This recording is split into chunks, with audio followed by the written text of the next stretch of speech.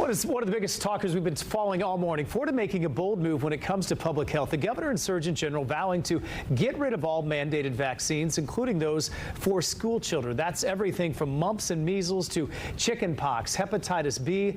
The state surgeon general calling the mandates an immoral intrusion and interferes with parents' inability to make health decisions for their kids. We mentioned this being a talker. We're going to dig deeper into this with our good friend, family physician, Dr. Jason Littleton. Dr. Littleton, always good to have you on. Good morning. Thank you. Good morning. Let's just start with just your reaction and kind of what you've heard in the medical community over this.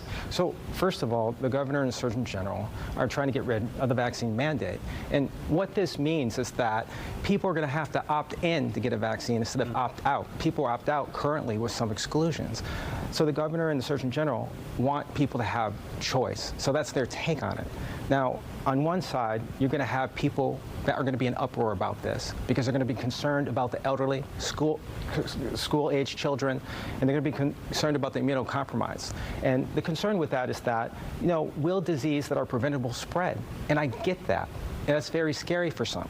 And on the other side, you're going to have people that are concerned about side effects of vaccines, concerned about the things that they've heard, whether they're rumors, whether they're true, or whether they're what they've experienced. And so these things are going to cause them to be very careful, and they're going to want to have choice. They're going to want to have the opportunity to opt in and not opt out. So it's a big deal. As you know, this has been a big debate, but once we saw the mRNA vaccines, this kind of took us to another level. What should be mandated? What should be not? What is free choice? What is public safety? So what do we have in terms of precedence of looking at these vaccines, what they've done? If they would be taken away, what would happen?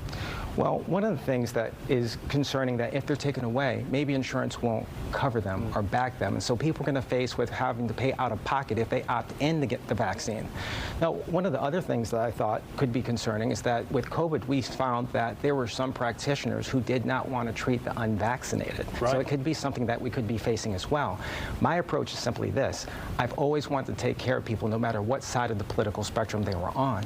In my practice, I have people on both sides of the fence. And so I simply tell them what the risks and benefits are.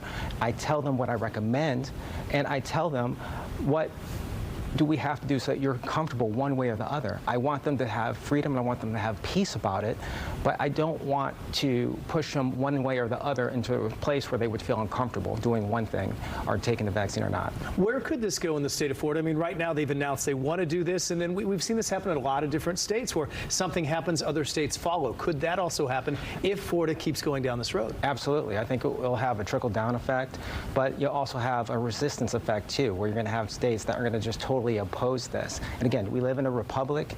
People vote for representatives to represent what they want. And so in the United States, we live in a place where people do have a choice. And so when it all comes down to is people getting into the ballot box and voting what they truly believe and what they truly want. So it's definitely going to have an effect in the medical community. And I think it's one thing, and we saw this during the pandemic, where I think the average American kind of wants consensus. They don't want to have to go to social media to figure out which way to go. And right. Are we going to have consensus on this? I mean, does the medical field feel, I'm guessing they don't feel there is consensus. I don't think so. I don't think we'll have consensus on this. It's going to be like anything else. I think there are both sides to the story. Yeah. And I think patients are split as well. And I think the best that you can do is educate people. I think vaccines are effective, but like any medication, there are side effects. For the most part, they've done a considerable world of good. They have made a difference, but still, some want to have that choice to be able to decide if it's right for them, and I understand that. And so as a doctor, my role has always been to understand and what people feel and to tell them what the risks and benefits are. Do you get a lot of questions about that? Absolutely I do. Absolutely I do.